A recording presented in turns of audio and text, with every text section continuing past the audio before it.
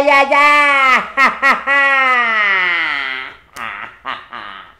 Ini tim Tapak Kucil bersama Jeding Production.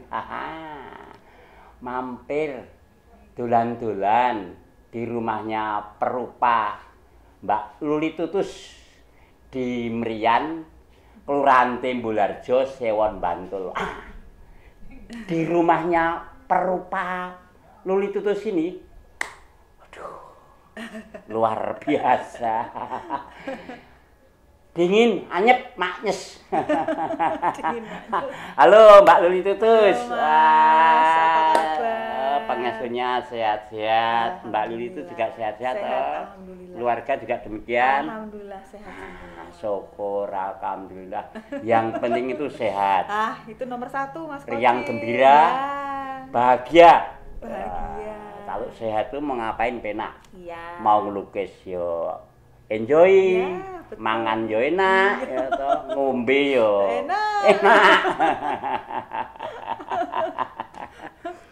Wah, terima kasih loh Mbak Luli Tutus. Ini tayangan Tapak Kucil ini yang produksi Jeding Production. Kami itu mampir di rumahnya, diterima dengan senang hati, dijamu kopi dan teh nas gitu, panas lebih kental. Mbak Luli Tutus, Mbak Luli Tutus ini menggeluti seni rupa ini, bisa diceritakan apakah belajarnya itu lewat akademisi atau pendidikan formal atau otodidak atau mungkin karena ada spirit berkarya diri senang dulu. Bisa diceritakan Mbak? Kenapa sih saya bisa sampai menjadi seorang perupa sampai detik ini? Itu berawal dari waktu saya masih kecil dulu. Jadi saya itu sangat mengidolakan sosok Pak Avandi. Oh, Pak Maestro, pelukis Avandi. Jadi, ketika di TVRI yang pada waktu itu masih hitam putih ya Mas Kocil. Tiap ada Pak Avandi, nenek saya teriak, "Nduk, kayak lo, ono Avandi." Langsung lari saya nonton. Jadi saya tuh dari sana itu kayak seneng banget melihat beliau itu melukis gitu. Terus tertanam dalam diri saya bahwa saya pengen jadi seperti itu. Oh, jadi ketika melihat Pak Avandi itu tampil di TVRI, terus Mbak di TVRI tentu saja Pak Avandi ya melukis melukis. Atau memamerkan karyanya ya. Apa ya, on the spot di laut di depan laut. Pada waktu itu yang paling aku suka pas pada waktu itu. Terus akhirnya muncul. Akhirnya setelah selesai kuliah di Politeknik Negeri Undip, saya waktu itu kan ambil akuntansi, saya kan otodidak. Jadi saya diterima bekerja di PT Atmo Cademas Persada, itu perusahaannya Bapak Arsnendo Atmowiloto. Dari sana saya belajar ilustrasi, saya belajar membuat naskah itu seperti apa. Terus akhirnya makin seneng. Terus di tahun 2009 saya memberanikan diri dari ilustrasi, saya taruh di kanvas. Oh, awalnya ilustrasi untuk majalah anak, majalah anak Indo pada waktu itu. Oh, kemudian di kanvas dari 2009. Medianya waktu ilustrasi masih kertas. Pertama itu kalau ilustrasi kertas. Kalau yang di 2009 itu kanvas, saya pakai minyak pada waktu itu, cat minyak. Oh, 2009. Kanvas sudah pakai cat minyak. Terus pernah pameran atau gimana waktu? Saya nggak pernah pameran pada waktu itu, belum pernah pameran, tapi di sekitar tahun berapa ya? Sekitar tahun 2009, 2011 saya punya butik distro di Jakarta. Terus saya itu pajang beberapa karya yang menurut saya bukan karya yang bagus ya, karya-karya biasa saya pada waktu itu. Saya tempel-tempel aja di dinding. Jadi ada orang dari Denmark ya datang, terus dia tuh mau beli baju buat anaknya karena anaknya kan kuliah di sana. Dia beli baju itu, baju kaos, terus dia tanya, "Ini dijual?" "Ya dijual Pak." Terus dia beli satu dan itu membuat saya semakin semangat. Nah, yang menarik ketika Mbak Luli melukis itu kan artinya belum tahu medan soal harga lukisan. Iya. Nah, ketika mau dibeli oleh orang Jerman itu, ketika ditanya harganya berapa, gimana itu Saya perasaan langsung jenengan? bilang 2 juta, saya bilang gitu. Itu- Saya asal nyeplos pada Oh, waktu asal itu. nyeplos. Tapi Itu dia tahun mau. berapa itu? Itu 2011. 2011, 2010. Oh, 2011. Saya lupa tahunnya. Dan setelah itu dia sampai datang ke rumah, beli lagi, pesen lagi sampai ada. 2 juta itu nggak ditawar sama dia? Enggak ditawar. Oh. Enggak ditawar. Jadi setelah itu dia balik lagi. Terus dia minta alamat rumah. Terus dia kembali lagi dengan membawa contoh, ini saya punya foto ini, tolong dilukis gitu. Dilukis realis atau Dengan gaya saya. dengan gaya jenengan, Iya. tafsir jenengan ya, Iya. dengan inspirasi foto dari foto mereka itu. Ya, Itu pertama mudah-mudahan- kali ya. Oh, Iya. ternyata lukisanku payu gitu Iya, ya. iya. Terus mudah-mudahan suatu saat masih bisa dipertemukan dengan beliau, karena memang saya pada waktu itu masih bodoh, dalam artian saya nggak last kontak, nggak punya kontaknya, jadi Nggak ingin membangun lagi ya. nah itu makanya. Tapi jaringan saya sampai komunikasi. ini namanya Mister siapa aja saya sampai lupa, karena itu udah lama banget. Enggak, ketika Anda bekerja di tempatnya Arswendo. Mas Arswendo itu, ketika Anda mulai melukis itu gimana? Arswendo kan seniman ya, Iya. artinya kan tahu, oh ini karya ilustrasi. Ketika Anda menulis, gimana komentar Mas Arswendo? Pertama kali pas beliau itu ngeliat saya ngelukis di kanvas, karena pada waktu teman-teman ilustrator itu belum ada yang bermain di kanvas ya, masih asik dengan digital. Ya, dengan karena kertas. kebiasaan ya, kebiasaan hanya untuk kepentingan kepentingan Padahal ilustrasi cuman bilang masalah. gini, Mas, luar biasa gitu doang. Sambil lewat gitu. Lukis luar biasa cuman gitu. Tapi ya apa yang Itu menambah Anda untuk iya, semangat ya. Iya, sampai sekarang ya, sampai detik ini tuh masih terkenang gitu dengan almarhum.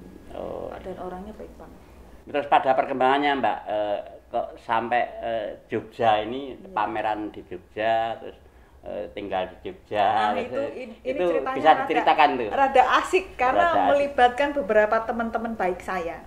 Jadi pada waktu itu setelah selesai dari PT Atmos Dimas Persada, saya sempat bekerja di mana gitu. Terus pada suatu ketika saya kembali ke Salatiga. Salatiga itu kotanya bapak saya. Jadi saya di sana, saya kerja di sana karena bapak kan bikin perusahaan di sana. Jadi saya yang membantu beliau di sana. Kemudian beberapa teman-teman pada waktu itu yang saya waktu itu kan kuliah di Politeknik Undip. Ya, Semarang ya. Akuntansi, tapi saya mainnya sama anak-anak seni rupa UNES.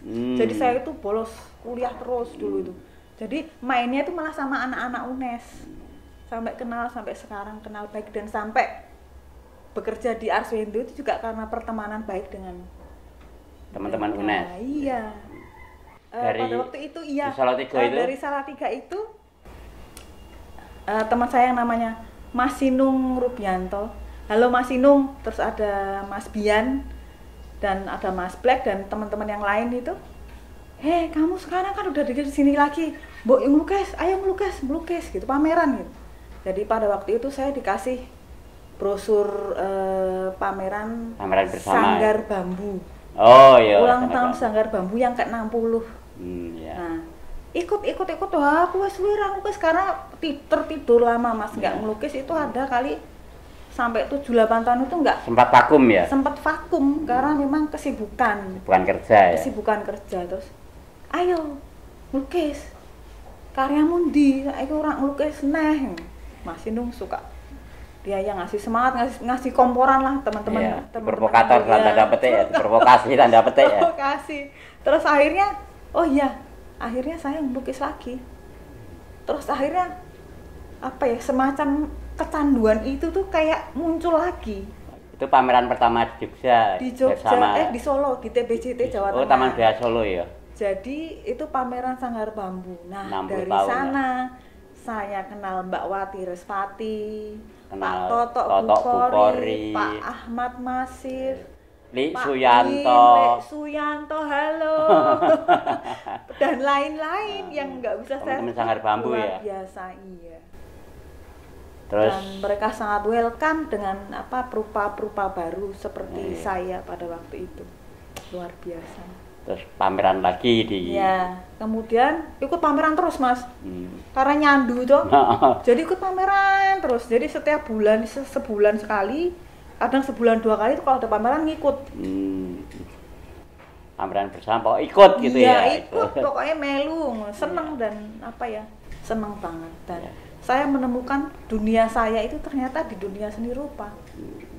Dan cita-cita dari saya kecil itu akhirnya tergapai. Dari melihat Avandi tadi Iya. kepingin menjadi Iya. pelukis Iya. toh, dan akhirnya Iya. pada perkembangannya sekarang Iya, meskipun sudah apa dalam tanda petik Iya. sempat vakum tapi Iya. sekarang malah lebih anu ya. Iya, jadi kayak semacam semesta itu menggiring saya itu bertemu dengan orang-orang yang kompeten yang memang saya memang harus di situ gitu sampai detik ini. Oke. Pameran terakhir kawan, Mbak?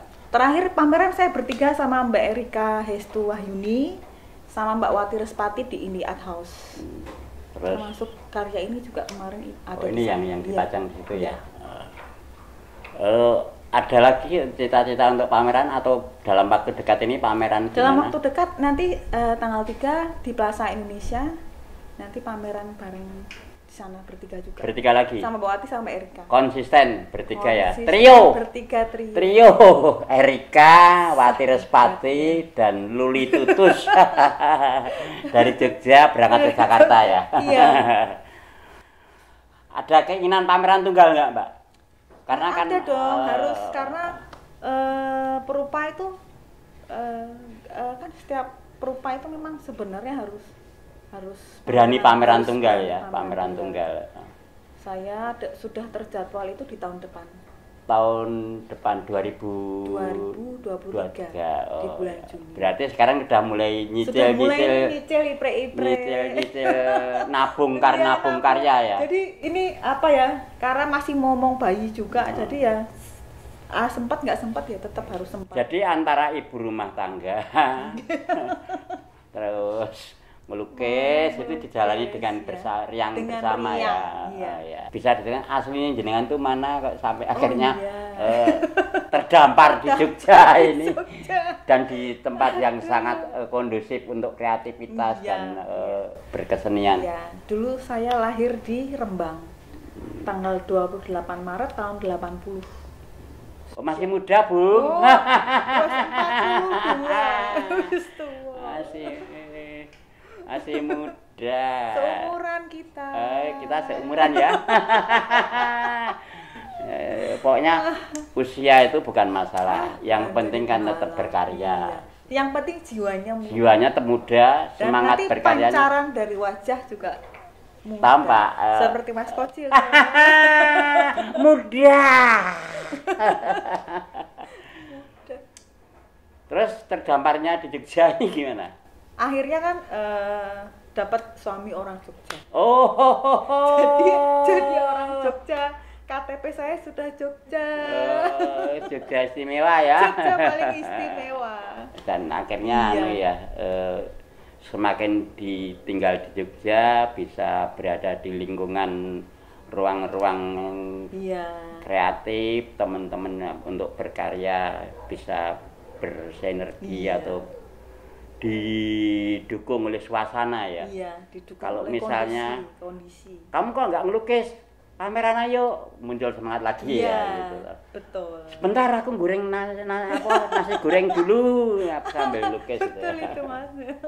Itu realita ya. Realita. Mbak, Iya. kan perupa itu kadang-kadang punya genre ya, ada Iya. yang realis, surrealis, Iya. ekspresionis, dekoratif, Iya. naif. Nah kalau jenengan tuh lebih sreg. Apa? Saya Karena itu melukiskan malah saya tuh ekspresi. sebenarnya saya tuh nggak ngelihat apa ya. Saya Apa aliran itu apa genre enggak? saya apa sih? Saya nggak mau tahu apa bukan nggak mau tahu ya. Saya nggak paham karena saya kan memang otodidak. Jadi ini aliran apa saya nggak paham. Yang penting saya meluapkan apa yang ada dalam diri saya Saya senang sesuatu yang bahagia.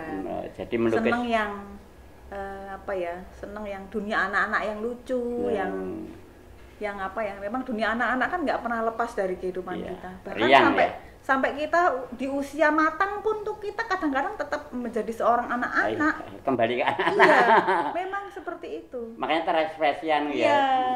Dalam visualnya warna-warnanya juga warna-warnanya cerah, riang gitu ya. Nggak ada yang muram gitu, nggak ada ya. Nggak ada. Iya. Kalau muram nanti sedih. Kalau sedih kita balikin yang tembok ya kurang. Iya, kurang jadi ya. Riang ya. Riang. Oke. Ada yang ingin disampaikan, Mbak? Sikap berkesenian Anda sekarang gimana, Mbak? Sikap berkesenian saya ya, saya menjalani segala sesuatu dengan apa adanya, tidak dibuat-buat dan bahagia. Pokoknya kalau berkreasi, berkesenian ya harus jujur itu aja. Jujur, harus jujur. Jujur pada dirinya sendiri. Iya, itu paling penting. Ya, karena ekspresi melukis itu kan semacam mengekspresikan kegelisahan kreatif ya, kegelisahan yang dituangkan jangan ikut karya arus orang lain, yang penting itu memiliki sikap jangan ikut arus orang lain, karena apa yang kita bikin itu adalah pertanggungjawaban dari diri kita sendiri. Oke, apa yang dibikin kembali pada diri kita sendiri. Jadi kalau tergantung hidup itu kan seperti mengayun ya. Kalau mengayunnya segini, kembalinya segini ya, Mbak ya. Betul. Kalau menanam padi ya nggak mungkin tukul jagung ya toh. Ya mesti panennya juga padi atau beras. Itu kalau nggak dipakan tikus atau di rayah Romano ya, Mbak ya.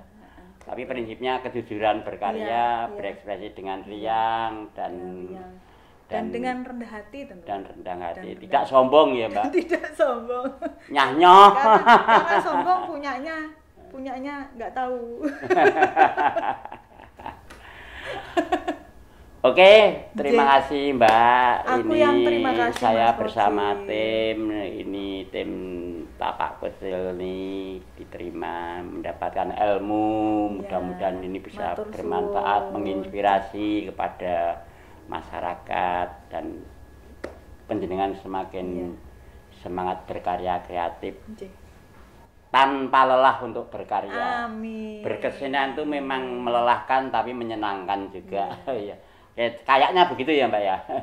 Kalau melelahkan kita boleh melipir sejenak. Tapi yang penting habis itu kita jalan lagi. Oke. Enggak apa-apa. Lelah itu biasa. Ya. Oke, terima kasih Mbak Luli Tutus. Salam untuk keluarga. Salam kembali. Ya, sehat-sehat dan bahagia selalu. Terima kasih Mas Koci. Oke, teman-teman, sampai di sini ngobrol-ngobrol saya dengan Mbak Luli Tutus. Mudah-mudahan bisa bermanfaat dan menginspirasi kepada teman-teman, terutama orang yang bergerak dalam bidang kesenian, khususnya seni rupa, termasuk masyarakat untuk mengapresiasi dunia seni rupa. Oke, ya, jangan lupa tonton di YouTube Jeding Production, like, subscribe, dan komen. Share. Terima kasih Mbak Luli Tutus. Sehat, bahagia.